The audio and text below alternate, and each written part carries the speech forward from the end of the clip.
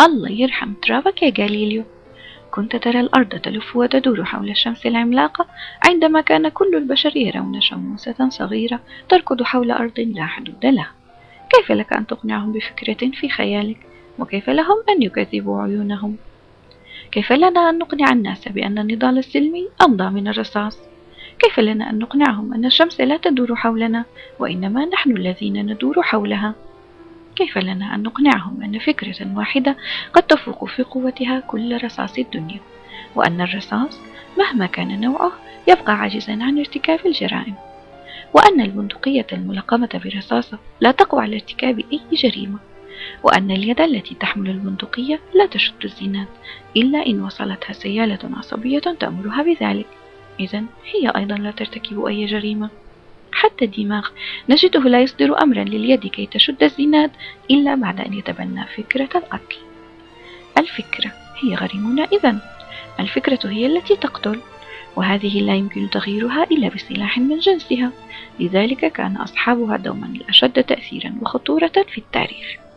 فكرة أنتجت الانشطار النووي، وفكرة حولته إلى طاقة رخيصة، وفكرة جعلته قنبلة، ثم تأتي فكرة تجعل من تلك القنبلة دليلا على اقتراب أجل الحروب في العالم. ثمة أفكار أخطر من القنابل النووية تعشش في أدمغتنا وتفتك بنا دون أن يتنبه إليها أحد. إن لم نقتلهم فإنهم سيقتلوننا. هؤلاء ليسوا بشرا بل وحوش. ارتكبت في التاريخ وما زالت ترتكب أفظع المذابح والجرائم بسبب أفكار كهذه.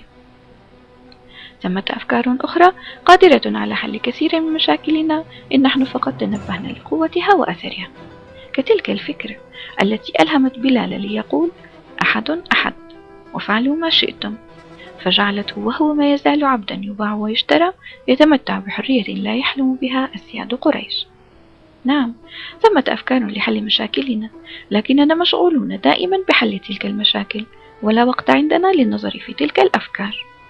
يا ناس، ليست رصاصة، بل فكرة الحرية هي كل ما يحتاجه الإنسان ليتحول إلى حر. ليست رصاصة، بل فكرة الإنسانية هي كل ما يحتاجه الجندي ليعلن شقاقه. ليست رصاصة، بل فكرة التضامن هي كل ما يحتاجه الموظف لكي يشارك في الإضراب.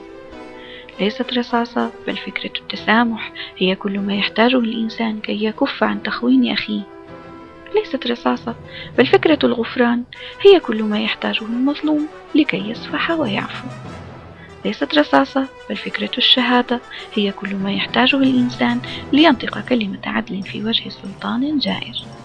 ليست رصاصة، بل لحظة حقيقة هي ما تحتاجه أنت حتى تؤمن بقوة الكفاح السلمي.